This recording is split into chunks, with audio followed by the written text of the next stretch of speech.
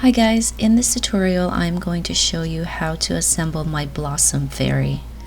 If you've made my other sitting fairies, you'll notice this one is a little different. Rather than have vines and leaves in between her wings, like my other fairies, this one has little flowers attached directly onto her wings.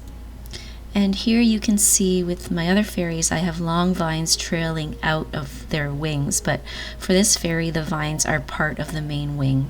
So assembly-wise, there are fewer parts to put together, but there are many of these tiny blossoms to attach, so this fairy may take a little longer to assemble. But you'll see this fairy is worth the time. Look at this blue one I made that looks like forget-me-nots. So pretty. And here's one with yellow blossoms that remind me of forsythia. Just imagine these sitting on a dessert table at a fairy birthday party. I think it would be so lovely.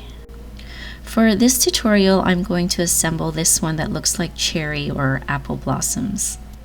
Once you download the design folder for this fairy, in the main folder you'll see two folders, one called Blossom Fairy Body and Wings, and the second called Blossom Fairy Flowers and Leaves. In this Flowers and Leaves folder, you'll see this file. This is 10 different flowers that you can duplicate. For the fairy I'm making, I used about 60 flowers, so you will need to duplicate these. And these are the flower centers or pistules. I took one and duplicated it 60 times, so unless you're making multiple fairies, this should be enough for one fairy. And finally for the leaves, this is just one leaf that I duplicated 10 times. For my fairy I use about 35 leaves, so you'll need to duplicate these as well. And those are all the parts that's in the Flowers and Leaves folder. Now let's go back to the Body and Wings folder. In this folder you'll see two more folders, one called Yes Scoring Tool and one called No Scoring Tool. This distinction is for Design Space users. Depending on whether or not you have a scoring tool, you will only need one of these files. And the difference is in how I've prepared the fold lines on my fairy. If you have a scoring tool, your fold lines will look like this. And if you do not have a scoring tool, your blade will cut the dashed lines, so your fold lines will look like this. So if you have a scoring tool, use the file in this folder, and that file will look like this. And there are two fairy types here, one with her wings separated and one with her wings attached. For my fairy, I'm using this set because I want the fairy body to be a different color from her wings. There's just an extra step with this fairy where you have to attach the body to the wing, which I'll show you. And I should also mention that the fairy bodies may look the same, but her legs are actually a little staggered. I did that just for some interest, so there is that little difference between the fairy bodies. And now back to the fold lines. In Design Space, most of you already know that you have to change all the fold lines to score lines, even though I mentioned that I've already prepared these lines. If you're a beginner and you don't know how to do this, you can watch the video I'll link below, or just do a simple Google search. There are lots of videos that show you how to do this. And if you do not have a scoring tool, you will use the file in this folder, and in there you will see this. Same fairy shapes as the other file, I've just colored them differently. But the big difference is the dashed or fold lines will be cut with your blade like this. And there's no lines to change here in Design Space. You just simply have to cut this as is. Now, if any of you are using another machine like the Silhouette, I'd like to know how Silhouette Studio treats dashed lines. Do you have to change them like in Design Space? Feel free to message me or leave a comment below if you want to enlighten me. Here are the materials you'll need for your fairy. You may not need a paintbrush. I don't need it for my fairy, but it does give you a little better control of how much glue you use. And I highly recommend the tweezer and the X-Acto knife. We're working with some really small pieces for this fairy, and these tools will make things a little easier. I'm also going to use tacky glue for my fairy because it dries quicker. And for double-sided tape, you'll want the tape that has lining on it, which I'll link below. Here are my fairy cutouts with the wings detached. I wanted my wings in a different color, as I said earlier, so I'm using this set. And remember, you'll need about 60 flowers and 35 leaves, so you'll need much more than what you see here. Now let's get started. These two fairies are going to come together like this, and it doesn't matter which one is on top. And to ensure you assemble your fairy correctly, lay your fairies so they face each other like this. And it's up to you which side you want the longer vine on. And next, take each wing and fold it at the fold line. It doesn't matter which direction you fold, we're just making that line more visible. Next, cut a piece of double-sided tape about the length of the wing band and place it on the band, making sure to stay below the fold line. And do the same with the other wing.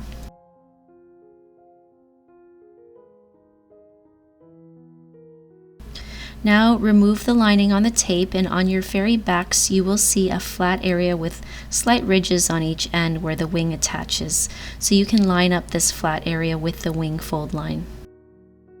And butt it up right up to the fold line and press them together. Then repeat with the other fairy.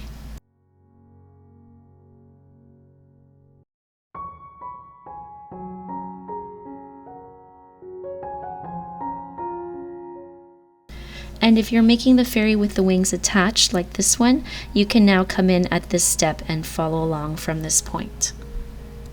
Now with these two fairy pieces, take this fairy and flip it over. And we're going to cover this area with double-sided tape. And the first and most important tape piece will go right along this wing fold line like this. Make sure it's not overlapping the fold line. Then we're going to cover the rest of the fairy with tape, but first make the fold along her skirt and leg and place a piece of tape near the skirt fold line. Then just cover the rest of the body area with tape. And the important thing here is to make sure no tape is sitting over the folds at the skirt and the leg.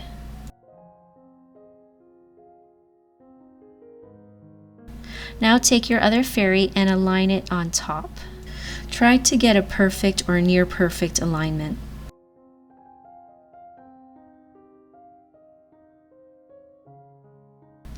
And once you have a good alignment, hold down both fairies tightly with one hand and lift up the top fairy to remove the lining on the tape at her wing. Then press down, being careful to keep your alignment.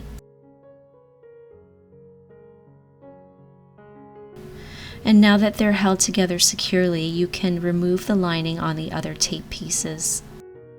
Try not to open up the top fairy too much. You want to avoid making a crease.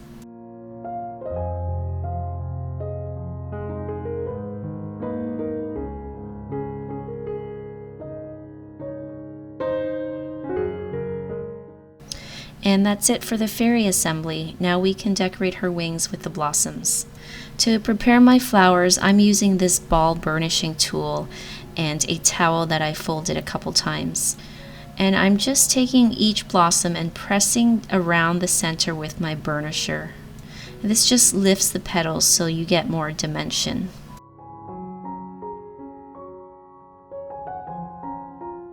You can also layer your blossoms like this if you want a fuller flower, but for this fairy I'm just going to do single layer flowers. This burnishing is optional. I'll provide a link to this burnishing tool below, but if you don't want to use this, you can just leave your flowers flat and attach them flat like I did here. Then if you want, once your glue has completely dried, you can lift up each petal like this. Just do this gently so that you don't pull the whole flower off.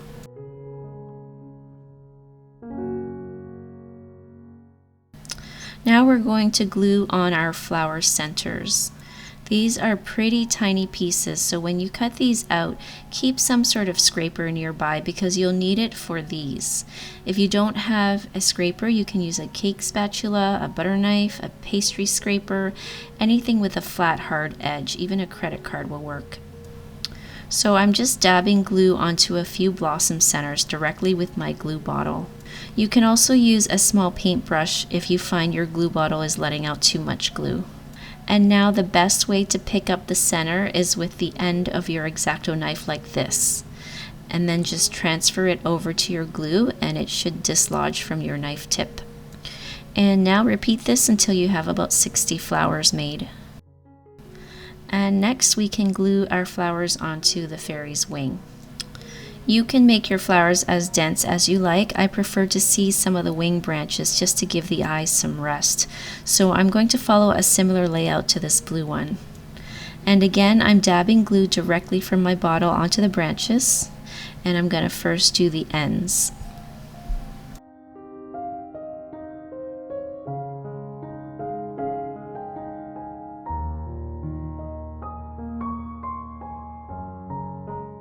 And now I'm using a tweezer to place my flowers down. And continue this until you're happy with the spread of your flowers.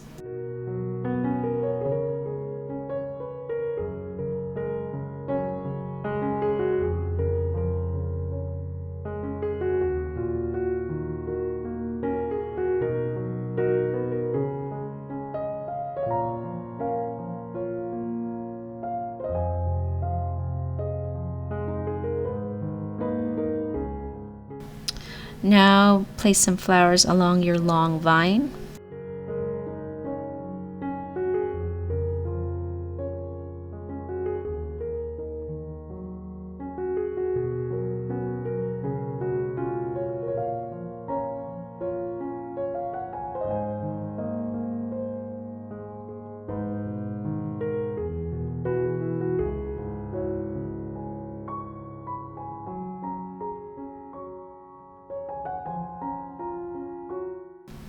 I'm happy with this layout, so now let's glue on some leaves.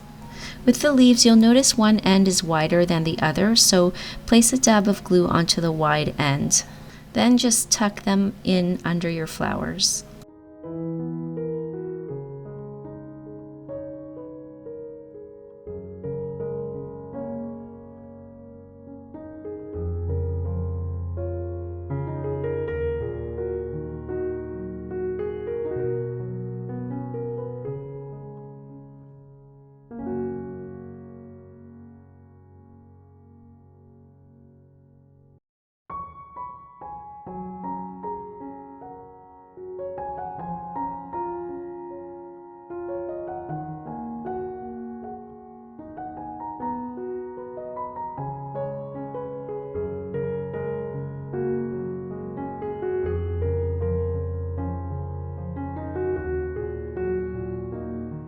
And when you're done, let this dry for a good 20 minutes before you work on the other wing.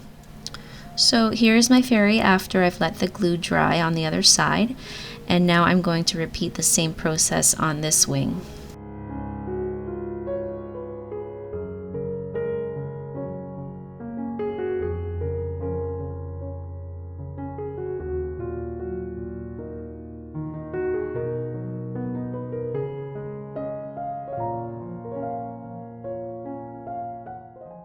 And now the leaves.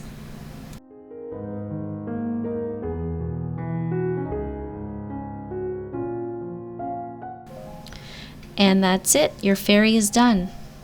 Now let me show you how to get your fairy to sit up. First, open up the wings like this. Then make the folds at her skirt and legs.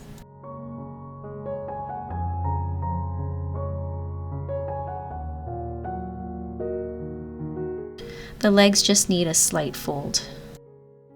First, make sure her skirt is at a perfect 90-degree angle. But now, if you were to place your fairy down as she is, you'll notice she will still not sit up for you, even with her skirt perfectly folded. The key is in pressure points. You need to make sure her skirt is not applying any downward pressure by giving it another fold upwards. Then here is one pressure point where your paper is pushing downwards. So to fix this, make an upward bend at this point right here in the vine. And where your vine is going to hang over the table, curl it downwards.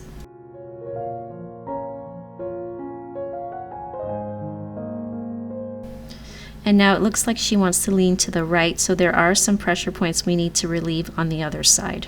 So right here, bend the vine upwards to relieve that pressure. You may have to keep going back to all those places and curling her vines, depending on the surface she's sitting on. And that looks pretty good. She's sitting up straight. And that's it, guys. Your Blossom Fairy is done. I hope you enjoy this one.